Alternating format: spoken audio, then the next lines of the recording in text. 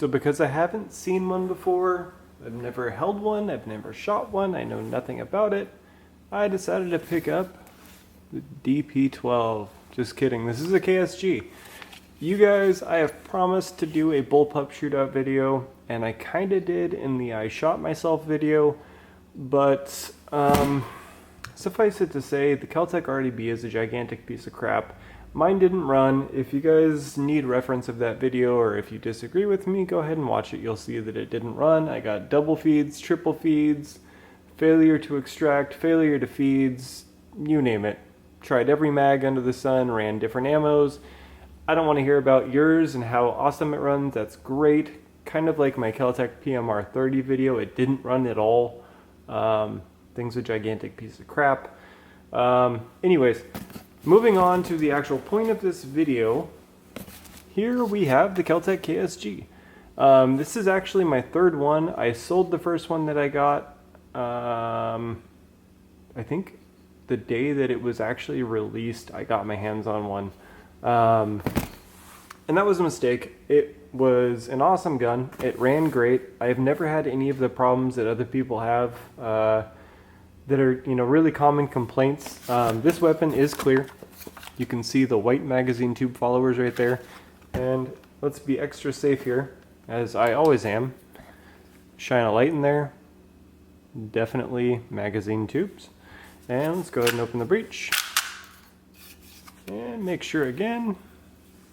You guys, I do this on my own as well as on video. This isn't just for YouTube, but it is definitely empty and for fun. What guy doesn't like to do it? Let's stick my finger in there. Okay, 100% empty. I'm still going to aim in a safe direction, which, sure, straight down. Boom, nothing happened. Well, hammer fell. How about that? So, I don't have any of the problems that everyone else seems to have with the KSG. And I think the reason for that is I'm an extremely aggressive shotgunner, or whatever you want to call it. It's an important thing that you actually give some authority when racking your shotgun. If you don't do that, you're probably going to have a hard time getting, you know, anything to go into battery. Go figure. And that's not just of the KSG.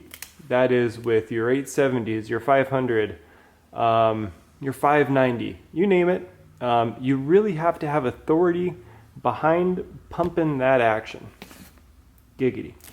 And another thing too is a lot of guys run these without a foregrip. And I don't necessarily like foregrips at all. You'll notice that they aren't present on any of my guns except for my SCAR. If you have a KSG and you're having problems with short shucking or short stroking or whatever you want to call it, for the sake of not giggling, I call it short shucking. By no means am I saying that I am not lazy occasionally when I'm shooting.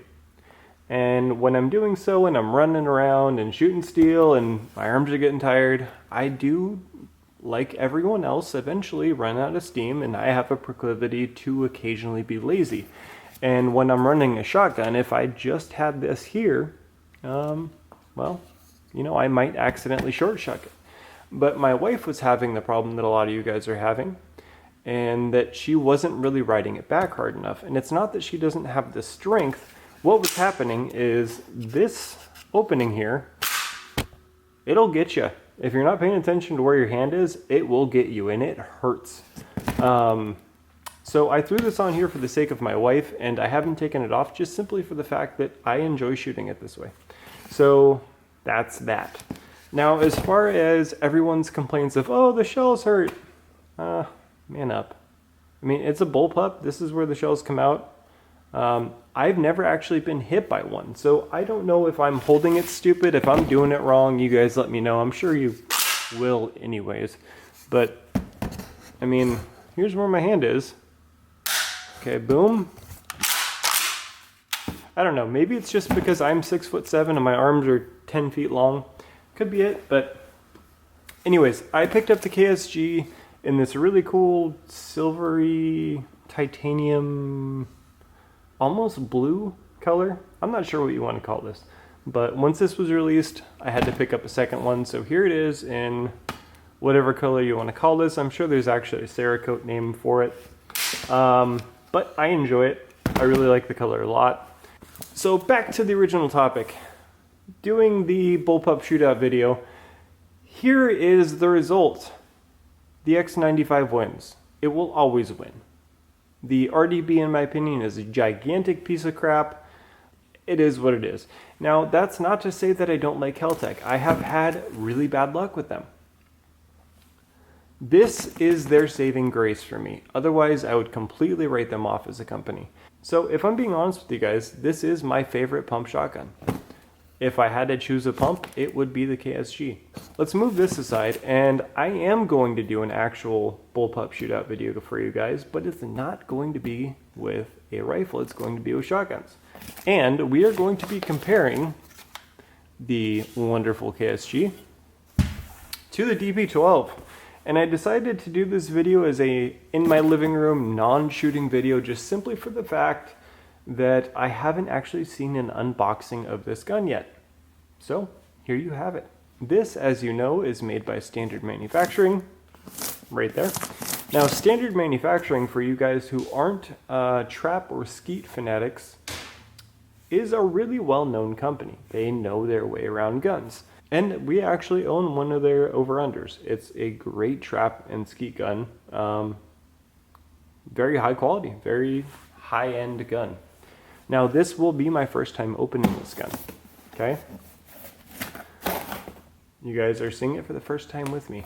And again, you guys, I pointed this out in my MCX, MPX video. This is my opinion, this is my money that I spent on this. Nobody's giving me handouts. I'm not paying any less than you guys would. I'm not getting any deals. I own this, whether I like it or not. It'll still have been my money that I spent on it. I'm giving you an honest review. I'm not a gun reseller. I'm just a guy on YouTube who has, let's face it, a lot of money and a lot of guns, and you guys are getting an honest first-hand opinion. And I understand that you guys are saving your pennies and deciding which guns to buy, and you can't have all of them. I get that, and I'm giving you my honest reviews on things just for the fact that if I'm another voice out there that's going to save you from buying a gun that isn't going to run, or potentially not run, I'll let you know, even if it's an unpopular opinion. Kind of like, well, the RDB sucks. Don't buy one. Sorry. Not sorry though, because the example that I had didn't run at all with the Indy Mag. I can't really in good faith say like, hey, you guys should maybe consider this because it's only No, don't waste your money. Go buy a Glock. If you want to spend 600 bucks on a gun that's going to run, buy a Glock. There you go. Anyways, enough talking. On to the unboxing. That is a dope flat. Oh my god. That is a really awesome olive drab green. Usually I go flat dark earth on everything, but in the spirit of the fact that my Keltec's a cool color, I was initially thinking like I'm either going to go black or flat dark earth. Honestly, their flat dark earth is a little too creamy for me, and the fact that my X95 is OD green as well kind of seemed fitting because I am going to be doing more bullpup stuff. So we have a squeegee. I'm kidding, of course. I have no idea what this is yet, but we will find out together. What's it say on it? Keep action open unless shooting. Prevent child access by locking. Okay. I'm not sure how this is going to help child access, but how do I get this out? Okay, well, first, this is lock and wrench enclosed. Oh, you're teasing me, you whore. Okay, I really don't like ripping boxes. Okay, this looks, you know what, let's just get, oh my god. Okay, first thing I'm noticing is that's a lot heavier than the KSG. One hand, pretty easy. I'm not going to embarrass myself on camera, but I couldn't do it, I don't think. Alright, let's get the gun. I'm going to, yep, I'm going to make you watch the rest of this before you get to see the actual gun. And I'm kind of teasing myself too, because I just want to go straight over there and play with that. We'll get to that in a second. They give us a bag with Oh my god. Okay. A warning would have been cool. This is...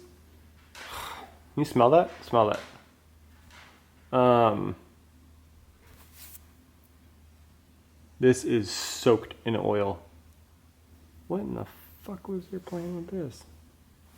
Was that an accident? Did... Aww. Okay. So this is heavy for a reason, and the... Look at my hands. I'm... It's a good thing I did this on my wife's carpet. Okay. So, that's not a flag. That is a impregnated oil rag. See that? Not making it up. Son of a... Okay. Hey, warning, oil rag would have been cool, or just the word oil rag, or rag full of oil. Alright, we get a Klingon. Standard, motherfucker. Oh, manufacturing, okay. Kidding, guys, kidding. Some of you take me so seriously. Just because I don't talk in like the most upbeat cadence in the world doesn't mean like I'm super serious about everything. Anyways, this is a choke tube wrench, and this looks like a castle nut tool, but I'm assuming this is going to be for, well, let's not make assumptions and just find out, huh? Okay. Deal? Deal. Hi, I'm smacking my camera around. Hi. So we also get a laminated padlock. Actually, my wife just walked in the door, so I'm gonna have her do it on camera. So, babe, if you wouldn't mind, slide on down. Go ahead and squat down right here next to me. Go ahead and sit right there. Okay, I want you to go ahead and unfold that flag.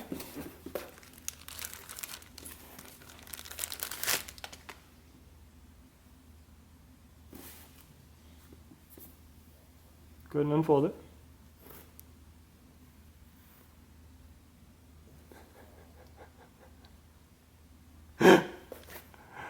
Okay, she's making faces at me. Yeah, I had them smell it. They couldn't smell it either, but... It's a rag full of oil. Isn't that weird?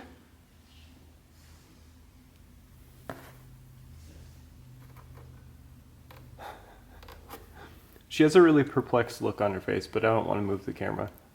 Isn't that strange? Yes.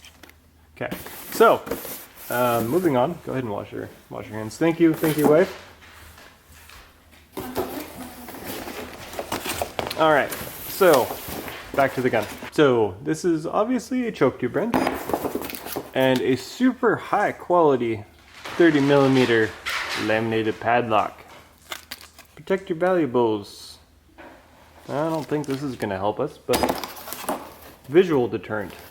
All right, so there's nothing left in there. Let's go to the manual really quick.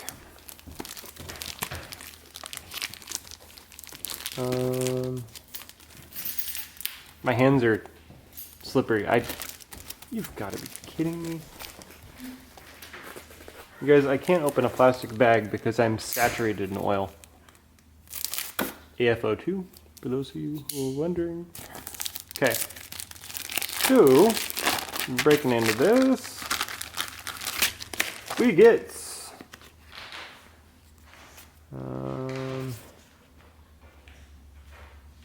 a sticker that looks like it's been chewed on. That's cool. That's cool. Another sticker. Registration card. And a manual that's going to say, caution, rag impregnated with a whole bunch of oil. Okay, so before I forget, and I made a mental note of mentioning this before the fact, and I forgot already, and now that I see it, I'm not going to forget. So this actually has recoil absorbing spring thingies in the buttstock. So not only is it heavier than the KSG, but it kind of has like a pseudo, I don't know, recoil spring mitigation system built into the buttstock, which I thought was pretty cool. So I'm not going to go too in depth into the manual. It does, however, look like the sled is very accessible, much more so than the KSG. And it's got a full exploded diagram, and all the pictures are, you know, in color. If you can't figure out how to take it apart, just watch a YouTube video. That's honestly my go-to. All right, so far we got stickers, stupid cloth, choke tube wrench, and let's move on to the fun part. The time is here. Sorry about the reflection of the camera. Nothing I can do about it. Overhead lights, so deal with it. All right. I'm trying to get in a better position here. There we have it. Oh man, she's a heavy girl.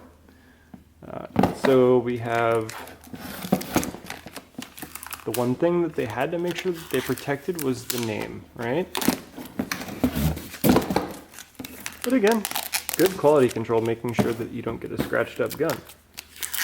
And hey, after we're done with this, we can wipe the entire thing down with oil. So if we look at the KSG, you can see that they kind of made really good use of the space, and obviously it's going to be a much thinner profile than this tank over here. And with the KSG, you have the option of switching between magazine tubes, and that would be good for, well, realistically nothing. And let me tell you why. So a lot of people say like, okay, so in one side I'm going to run less lethal, and the other side I'm going to run, you know, double up buck or number 4 or slugs or whatever. And, you know, I'll have the option of going lethal or less lethal. In a self-defense situation, that's not happening. I promise. You're not realistically going to have the time to sit there and think to yourself, okay, this side was less lethal, this side was lethal, and okay, let's say that you did, right? And you just rack the slide, and you put a less lethal in there, and someone pulls a gun on you and you shoot them with a beanbag or whatever. Okay, that may have stopped them for a second. Now you got to take the time to switch to your lethal side and finish them off. Or let's say somebody pulls out mace and you are going to take a shot with your beanbag and you accidentally put a slug in their chest. Okay, that's not going to look very good in court. Now, the argument of, okay, I could switch between slug and buck, great. I'm okay with that. And the reason is, in a self-defense situation, it doesn't really matter. They're both going to get the job done, right? Just so long as you're understanding that, hey, if I'm aiming whatever way, just make sure that you're not going to over-penetrate even if you accidentally shot a slug. You don't want to do this in an apartment and have, like, one side be birdshot and the other side be, you know, a Brennicky. Because, obviously, if you fuck that up, you're going to be killing people 3 units down from you. Bad news the whole way around. And in my opinion, don't tell anyone who said this, but an ounce of lead is an ounce of lead, whether it's birdshot or a slug. So if we look at the chambers side by side, obviously the DP-12 is considerably thicker. That's because these are feeding into 2 barrels, this is feeding into 1. Action of the KSG into consideration, it runs back, collects that shell, tray goes back forward, and feeds 1 round into 1 chamber. Now if we look at the DP-12, there you go. God, that's cool. So you have 2 magazine tubes feeding 2 chambers. Obviously the DP-12 has to be considerably bigger. That's just massive. Look at that. Look at that.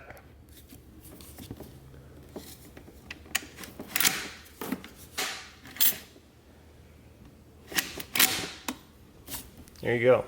So obviously it's going to have to be considerably thicker because it is 2 tubes feeding 2 barrels.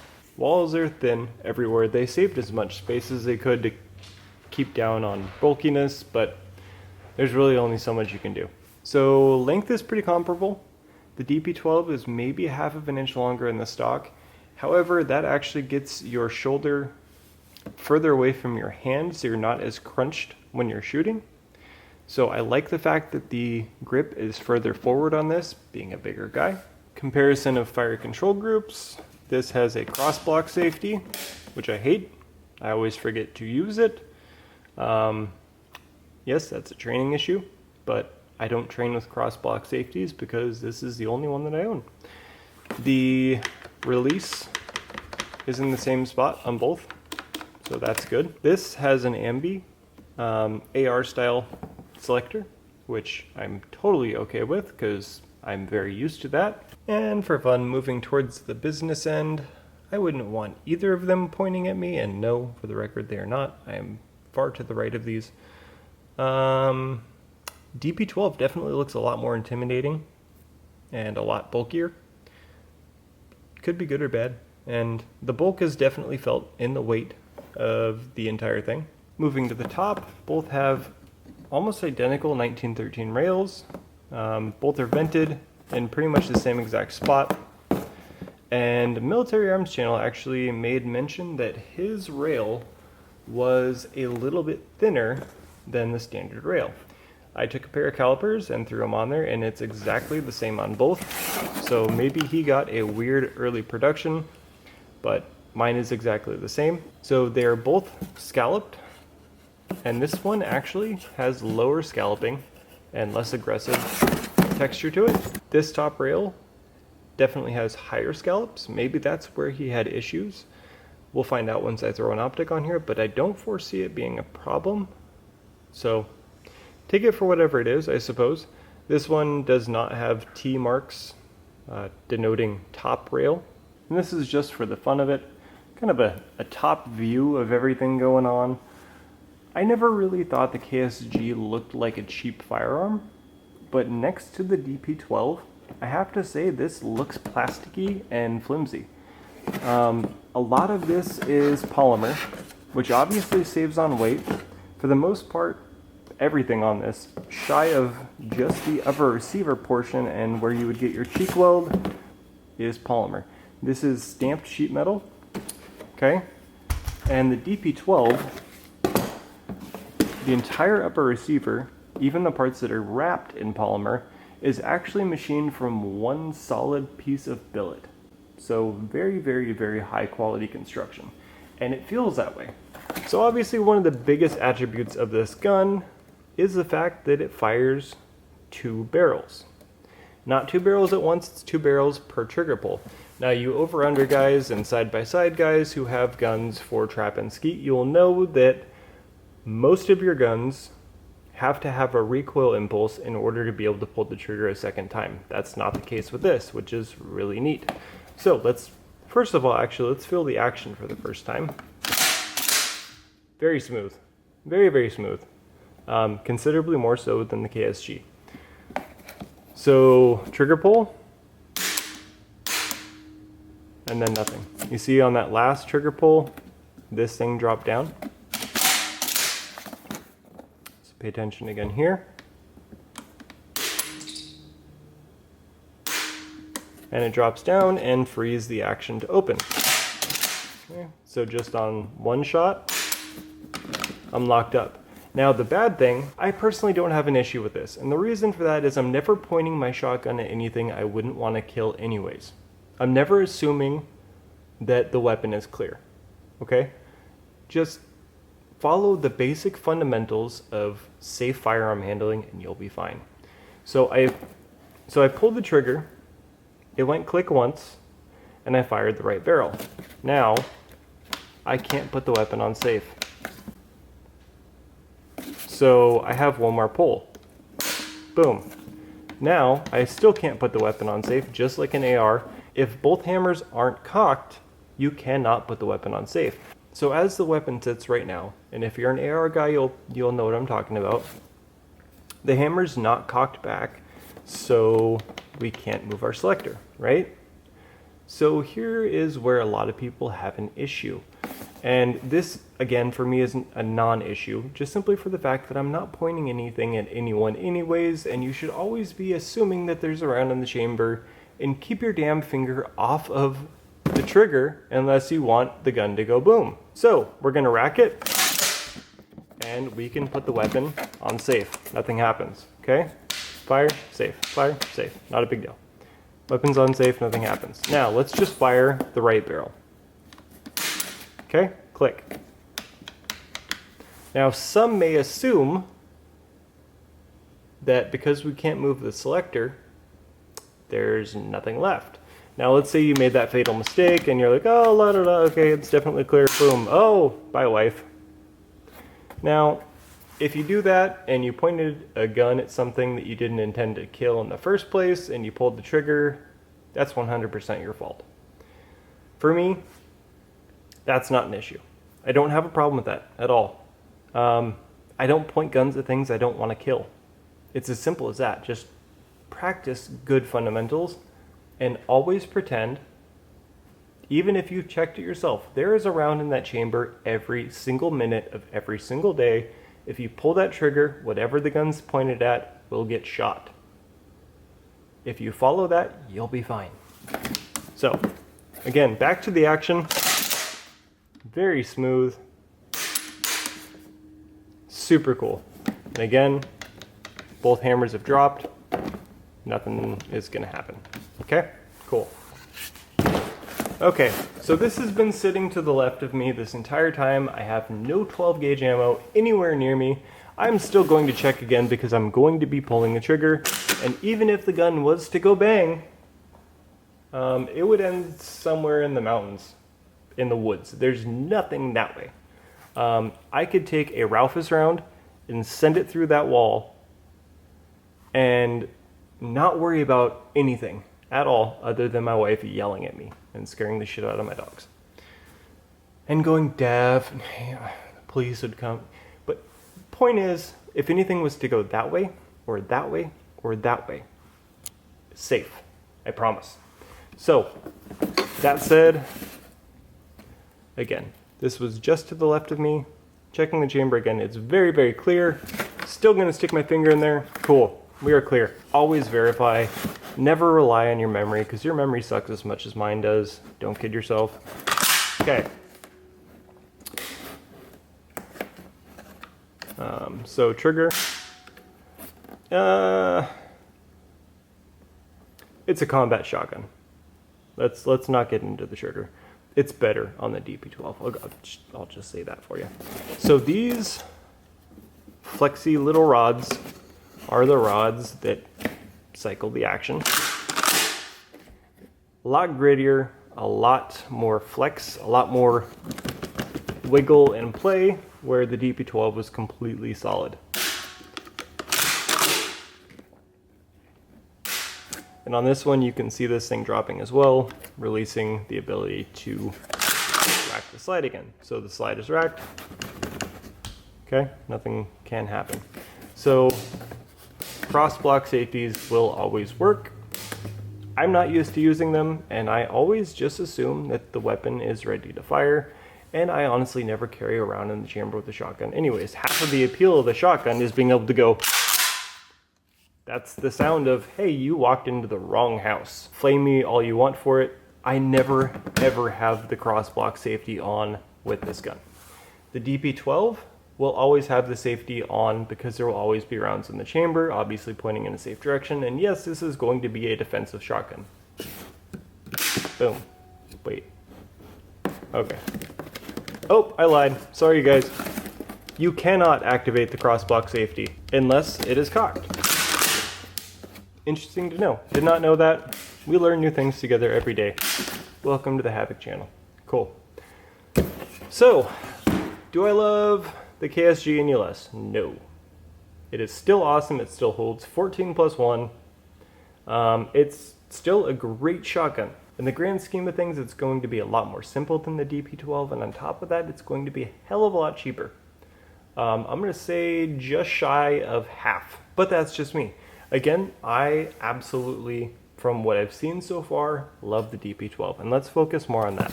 You guys have seen the KSG hundreds of thousands of times on other channels.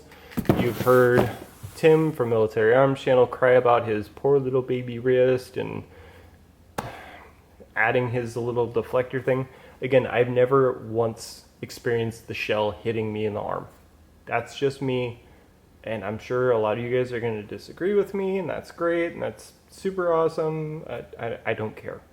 I really do. Just save your comments now. I don't care. Let's just get a good overall look at this thing, huh? Man, that is nice.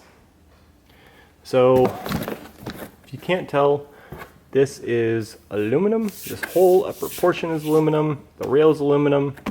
All of this good stuff is aluminum. And if you compare these arms right here that are on both sides to the thin little bars on the KSG, you will see that they are a lot more stout. This gun in general is just a lot more stout. This is like a Prius versus a F-350. And just overall, this gun just screams badassery. And the other thing about this gun, super cool, that I really like is they give you a foregrip. This foregrip makes me want to vomit. It is massive. I have huge hands. This foregrip is massive. This thing needs a little shorty like the one I have on the KSG. But that aside, without this foregrip on here, you might be able to fit your hand on there, but chances are you're not going to be wanting to. And that's good because much like the KSG and the finger pinchy ouchie, this will get you just as bad. That would hurt. If you had your hand wrapped around this and the meat of your fat squishy in between this part of the working action, that would hurt like hell. So I like the fact that they kind of made it like a, hey, if you take this off, you better put something else there because your hand doesn't really fit very well. Very obvious that this should be run with a foregrip. Now the KSG doesn't come with one, this one does. For whatever that's worth, this thing is going in the garbage can. Not really, I am going to keep it. I keep all of everything in the box. This is gonna get the same black foregrip as the KSG. So here it is, and I am pumped. No? Okay, all right, sorry. So, the burning question. Sean, if I find one for 13, 14, 15, 1600 bucks, should I buy one? Yes, you absolutely should. Yes. Glowing recommendation thus far. Now, don't go out and buy one yet. Let me shoot this thing first and give you an actual first-hand opinion, because that would be a little dumb on my part to say, yes, you should buy one. But you should buy one. From everything that I've seen and everything that I've read, these things are running 100% reliable for everyone who owns one. I don't foresee mine having any issues, and if it does, I'll let you know. I am going out and shooting this today, and honestly, I'll probably end up shooting this before I even start editing to upload this video, so I will let you know in the description bar whether or not this thing has run for me. And on top of that, I will also let you guys know how many rounds I ran through it and what I ran through it. So, here is the initial unboxing of the KSG. Nope. So here's the initial unboxing of the DP-12. Again, you guys, courtesy of Steelhead Arms. Just like the 509, I'm gonna let you guys in on a secret. I couldn't find this anywhere else other than steelheadarms.com. Todd always has everything good in stock. Now, I was sitting there playing with the KSG, and I was thinking to myself, man, I really want to eventually get around to getting a DP-12. So I messaged Todd. I was like, hey, just curious, can you get your hands on a DP-12? And he sent me 3 links. And I was like, what the hell is he doing? So I looked at him, and he not only had black, he had tan, flat dark earth, and olive drab green. So if you guys are looking for one, he has them in stock. Again, he doesn't pay me shit. He doesn't give me any discounts. I paid the same thing that you guys would be paying. And I think I paid $12.49 or $12 something for this. So if you guys are paying more than that anywhere else, go ahead and talk to Todd. Again, steelheadarms.com. I will leave the link in the description below. And again, he's not paying me anything. He's a good friend, he's a good guy, and he gets me guns overnight. So that is a big perk. And you know what? I'm done talking. I'm gonna go and shoot this thing, but only after I wipe this down with my oil rag. This is enough oil for like an entire armory's worth of guns. I could literally wring this thing out. And I keep smelling it. I don't know why I keep smelling it. See, it doesn't really have a smell. I don't know what I'm expecting to smell when I put it to my face. And honestly, I don't know why they did this. This is... ugh. Cool. So I like saving boxes typically, but I'm probably not going to save this one because it's impregnated with oil now. So again, I am off to the range.